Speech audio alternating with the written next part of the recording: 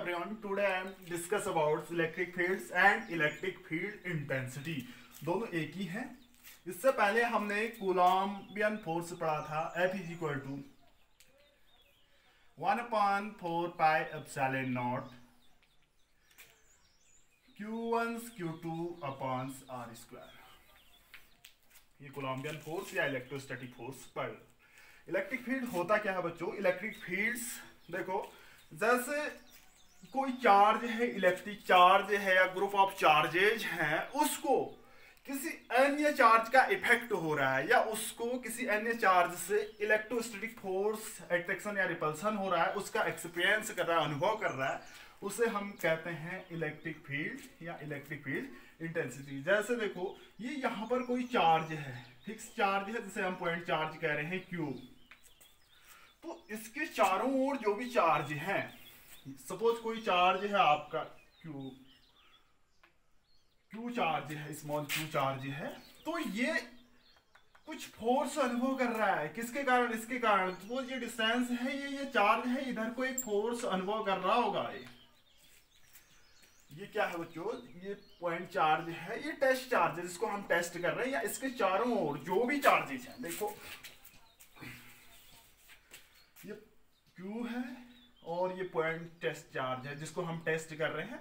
तो ये चार्ज इससे अफेक्टेड होगा. ये हमें कैसे पता चल रहा है? ये एक फोर्स एक्सपीरियंस कर रहा है, यानी फोर्स का अनुभव कर रहा है. या इसके चारों ओर जो भी चार्ज हैं, इस चार्ज के, वो क्या करते हैं? एक फोर्स का अनुभव करते हैं. या तो हम कहते हैं कि जो चार्ज है, इलेक्ट्रिक चार्ज या ग्रुप ऑफ इलेक्ट्रिक चार्जेस, वो क्या करते हैं? एक फोर्स का अनुभव करते हैं. जो फोर्स का अनुभव कर रहे हैं, जिस एरिया में, जिस फील्ड में जो फोर्स का अनुभव कर रहे हैं, इसके अंदर एक फील्ड होता है, उसे हम कहते हैं इलेक्ट्रिक फील्ड. और दोबारा रिपीट कर रहे हैं, जो इलेक्ट्रिक चार्ज है या इसके चारों ओर अराउंड ग्रुप ऑफ चार्जेस हैं, जो क्या कर रहे हैं? फोर्स का अनुभव कर रहे हैं, उसे हम क्या कर रहे हैं? Electric field. जिस फील्ड में देखो, यहाँ पे कोई चार्ज होगा तो यहाँ पर एक फोर्स का अनुभव कर रहा होगा. किसके कारण? जो चार्ज होगा इसके अंदर, यहाँ पर चार्ज भी फोर्स का अनुभव करेगा, यहाँ पर भी, यहाँ पर भी, यहाँ पर भी. एक फील्ड में जो इसके अराउंड जो फील्ड क्रिएट हो रहा है, जो चार्ज फोर्स का अनुभव कर रहे हैं, उसे हम कहते हैं इलेक्ट्रिक फील्ड, जिसे हम E से डिनोट करते हैं. देखो बच्चों, ये क्या है आपका? ये Q चार्ज है, ये test charge means point charge बड़ा होता है और टेस्ट चार्ज उससे थोड़ा सा छोटा है, जिसे हम टेस्ट करते हैं या परीक्षण करते हैं. ये Q चार्ज है, ये चार्ज, इसके कारण जो फोर्स का एक्सपीरियंस कर रहा है, ये क्या है आपका? F है. ठीक है. तो इसी डायरेक्शन में इलेक्ट्रिक फील्ड भी होगा. जिस डायरेक्शन में फोर्स एक्सपीरियंस कर रहा है, उसी डायरेक्शन में इलेक्ट्रिक फील्ड भी होगा. क्यों? देखो, फोर्स एक वेक्टर क्वांटिटी है जिसकी डायरेक्शन होती है इस चार्ज, पॉजिटिव टेस्ट चार्ज से बाहर की ओर है. तो इलेक्ट्रिक फील्ड की डायरेक्शन भी इसी डायरेक्शन में होगा. जिस डायरेक्शन में फोर्स की डायरेक्शन है, उसी डायरेक्शन में इलेक्ट्रिक फील्ड की डायरेक्शन होगी. देखो, सपोज यहां पर 1 कूलम चार्ज है, 1 कूलम चार्ज, बस इसकी प्रेजेंस नहीं दिखाती है. ये चार्ज खाली टेस्ट करने के लिए, यहाँ पर चार्ज है या नहीं है ये पता नहीं करेगा. ये पता चलेगा कि यहाँ पर फोर्स लग रहा है. इसकी प्रेजेंस, अगर यहाँ पर 1 कूलम चार्ज है, तो suppose 1 coulomb charge 2 Newton force use कर रहा है. यहाँ पर 1 कूलम चार्ज पर 2 न्यूटन फोर्स लग रहा है, तो 2 कूलम चार्ज पर कितना होगा? 4 न्यूटन होगा.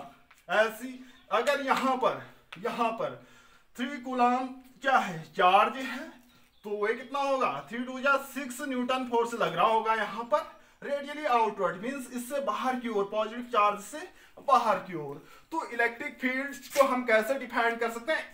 तो इस चार्ज का कोई अस्तित्व नहीं है, तो यहाँ पर क्या है? खाली फोर्स का एक्सपीरियंस कर रहा है. तो हम क्या कहते हैं? इलेक्ट्रिक फील्ड इंटेंसिटी क्या होती है?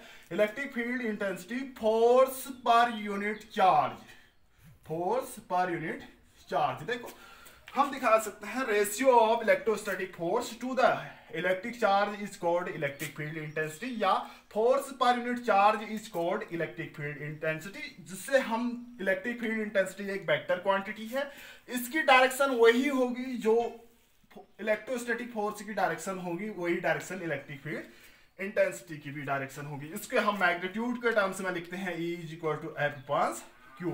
देखो इसकी यूनिट क्या होगी, अब यूनिट फोर्स की यूनिट होती है न्यूटन्स, चार्ज की यूनिट होती है कूलॉम। तो इस इलेक्ट्रिक फील्ड इंटेंसिटी की यूनिट जो होगी ये होगी बच्चों न्यूटन पर कूलॉम। ध्यान रखेंगे इलेक्ट्रिक फील्ड की यूनिट या इलेक्ट्रिक फील्ड इंटेंसिटी की यूनिट न्यूटन पर कूलॉम होगी। इसका डायमेंशनल फॉर्मूला क्या होगा, डायमेंशनल फॉर्मूला देखो इलेक्ट्रिक फील्ड इंटेंसिटी का डायमेंशनल फोर्स अपन क्या है, चार्ज है, force per unit charge is called electric field intensity. Force का डायमेंशनल फॉर्मूला होता है mLT-2 अपॉन चार्ज का होता है A/T। देखो इसको हम ऊपर लेके चलते हैं तो ये हो जाएगा आपका mLT, ऊपर जाएगा तो ये T-3 हो जाएगा A-1।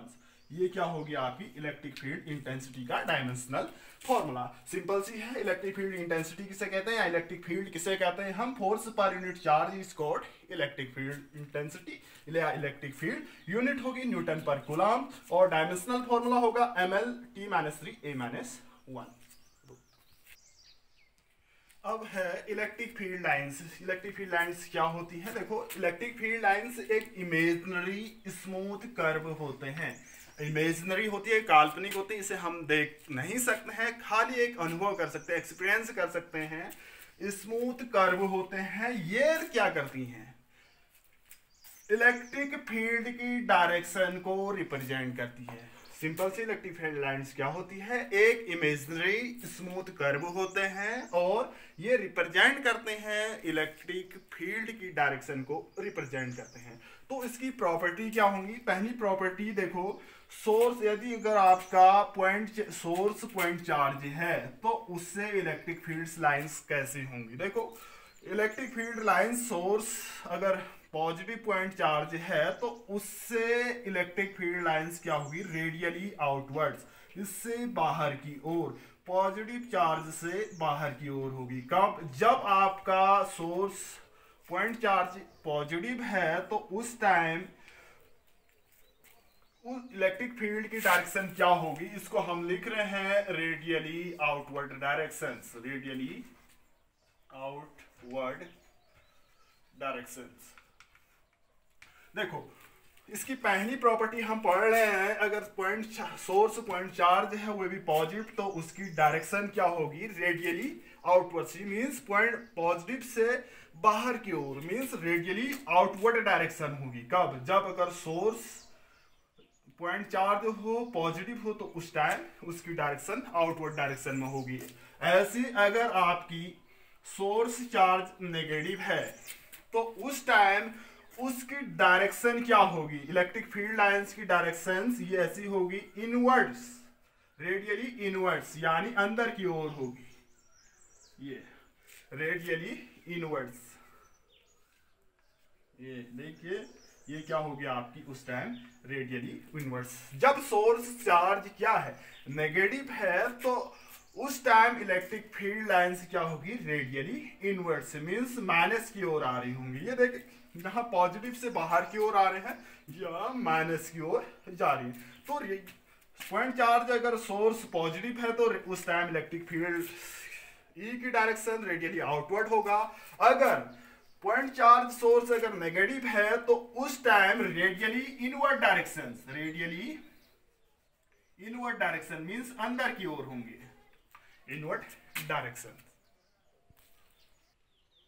नेक्स्ट प्रॉपर्टी है आपकी थर्ड वन, अगर पॉइंट चार्ज दो सोर्सेस हैं, एक पॉजिटिव एक नेगेटिव, दोनों कुछ डिस्टेंस से सेपरेटेड हैं और दोनों का मैग्नीट्यूड सेम है, लेकिन चार्ज एक में पॉजिटिव है एक में नेगेटिव है, तो क्या होता है इसमें इलेक्ट्रिक फील्ड लाइंस इसमें पॉजिटिव से नेगेटिव की ओर चलती हैं, पॉजिटिव से निकलती हुई और माइनस की ओर समाप्त हो जाती है। तो ये पॉजिटिव से निकल रही है और माइनस की ओर एंड हो रही है। ये क्या है आपके, अगर दो पॉइंट चार्ज हैं separated by a small distance, then electric field lines are in this types।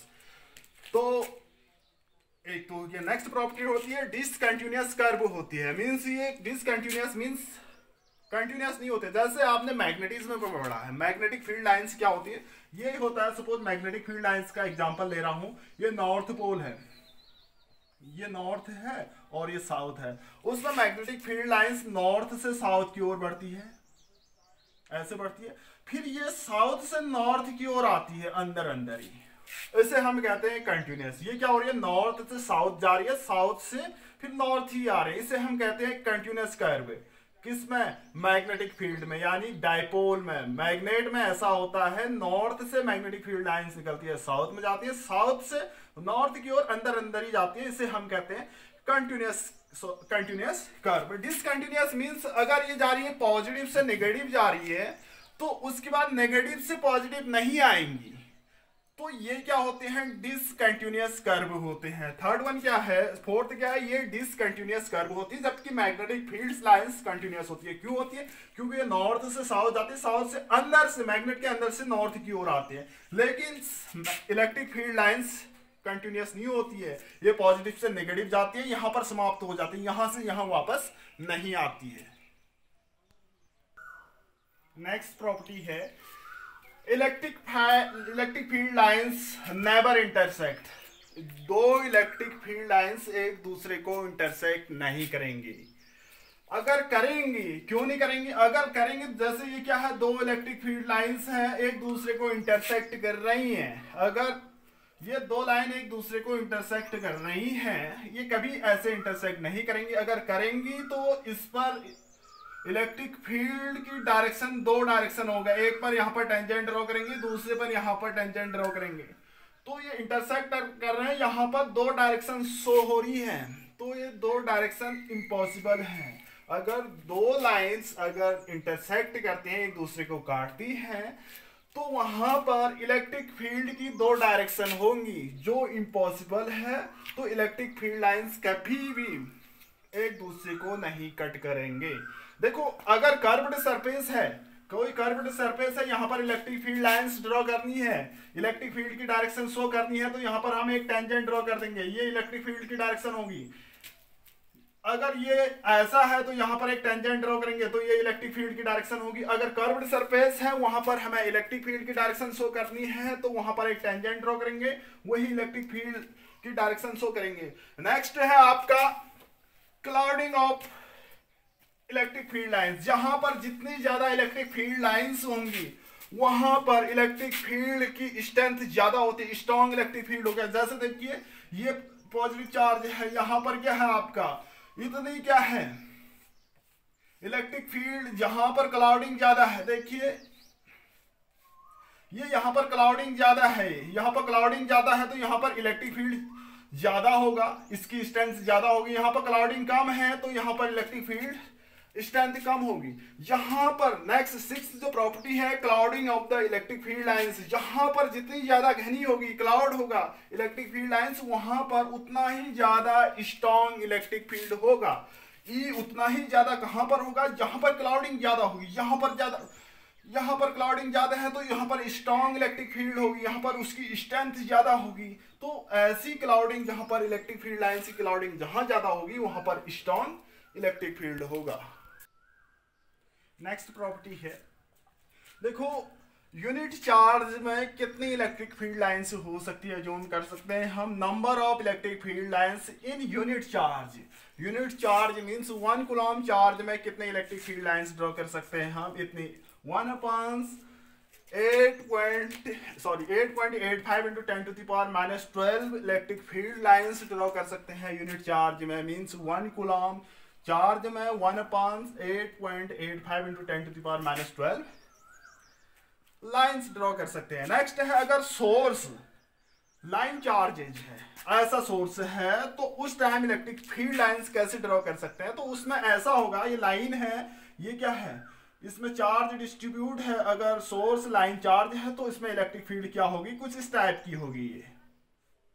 ये जैसे बोतल साफ करने वाला ब्रश होता है, मैं अलग अलग जगह बना दे रहा हूं, ऐसे इसी टाइप का क्या होगा, ये इंटरसेक्ट नहीं करेंगे एक दूसरे को।